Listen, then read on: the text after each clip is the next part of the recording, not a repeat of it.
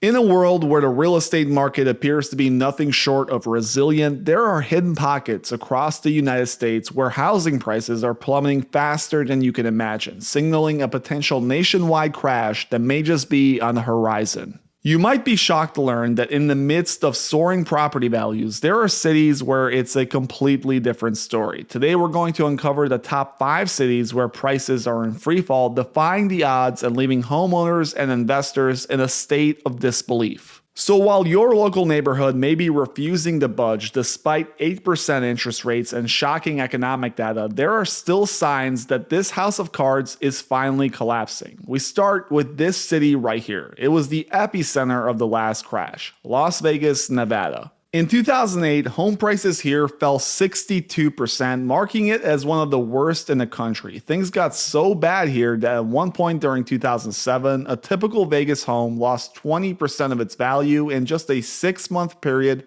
from December to June. Imagine you buy a home in the winter for $300,000, and by the time you close, move in, and buy all the furniture, it was worth nearly $60,000 less. That was the reality in Vegas during the last crash. Today, the news is a lot better, but compared to the rest of the country, you can still see that Vegas may just be a warning for the rest of the United States. Here, home prices peaked in August of 2022, reaching an average price of $433,000. Since that summer high, Vegas has begun a fast-moving collapse. Values plummeted over a 1-year period, dropping to a new low of $392,000, which meant that prices collapsed nearly 10% in about 9 months. Not all that different when you compare this pace to the last crash. Now, the thing that's saving Vegas right now is the fact that we saw a slow-moving recovery occur this past summer. Since dropping to that low point, prices have sort of evened out and now are moving up. From the peak to the current price, the downfall totals 7.5%. But we have to remember that from this point right here, 30-year rates have moved all the way up to 8%, which means that despite this small bump, we could very easily see a continuation of this, a straight line down just like we saw in 2008.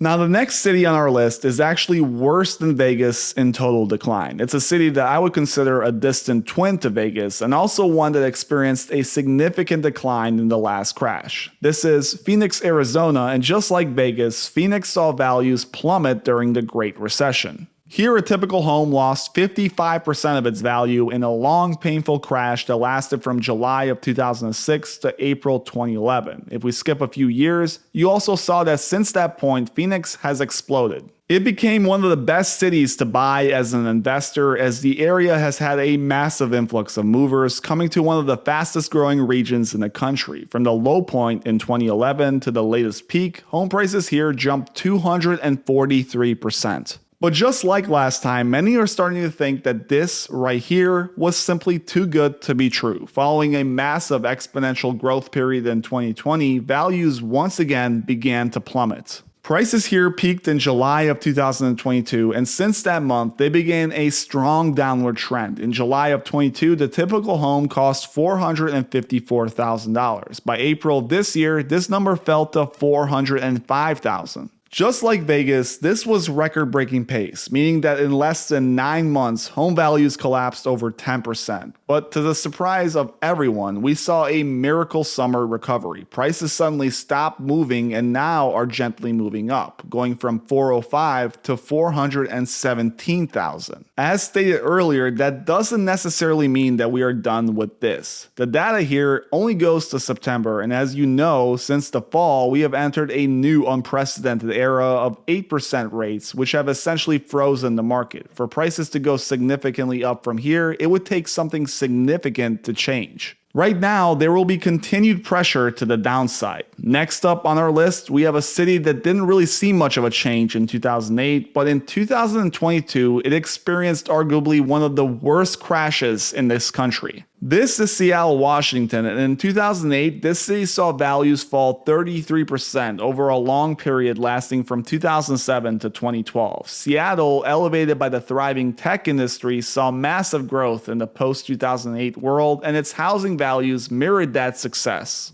That was until 2021, where we saw something that nobody could deny was a bubble. This era right here made it seem like the graph was broken. Home values in Seattle bubbled up in a way that nobody in the country had ever seen before. In June of 2022, the typical home cost $910,000, and from that date, the line goes almost straight down. Today, the typical home costs $826,000, showing a slight recovery from the bottom, which we saw in April of this year. But overall, this represents an 8.6% decline from the peak, which is the third worst in the country. With so many tech giants in Seattle facing financial difficulties and the city itself struggling with the stigma of crime and shelter issues, it's difficult to imagine that we see this again anytime soon. Next up, we head south to what many consider the tech capital of the world. As one of the most expensive real estate markets in the country, each percentage move up or down in this market costs buyers tens of thousands of dollars. This is San Francisco, California, and in 2008, this city saw values fall over 44%. But just as it is with many other West Coast cities, the continued success of the tech industry following 2008 saw home values bubble up once again. From 2011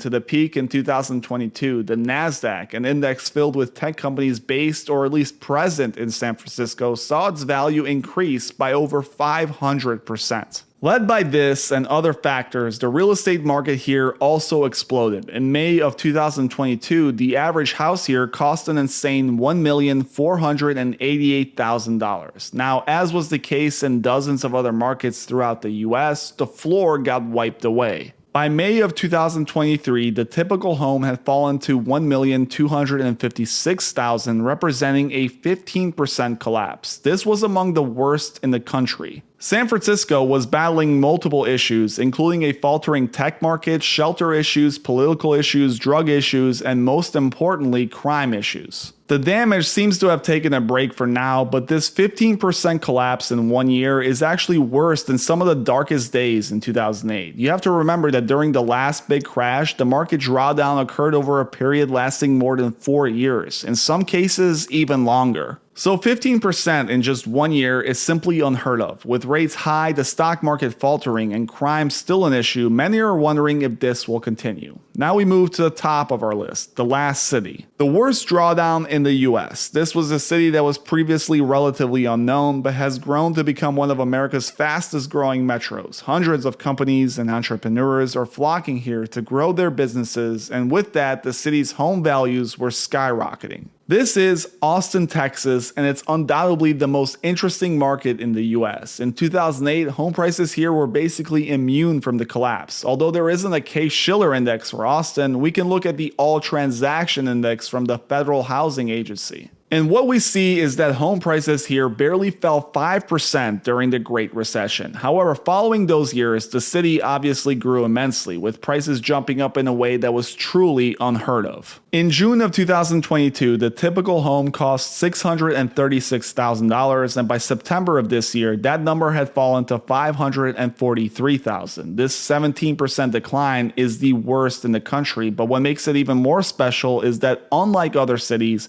Austin saw no relief. The chart just keeps going down and down. There wasn't a pause or a slight growth. It's just been a crash since last summer, and this type of graph could very easily be coming to your market. Every major metro area in the US saw exponential growth just like Austin. If you think about it, there is really no reason to believe that declines like this will spread throughout the US following one of the biggest housing bubbles in history. Thank you guys for watching. As always, please don't forget to hit that like and subscribe button if you enjoyed the video, and leave a comment if you live in one of the cities I mentioned, letting me know what you're seeing on the ground right now.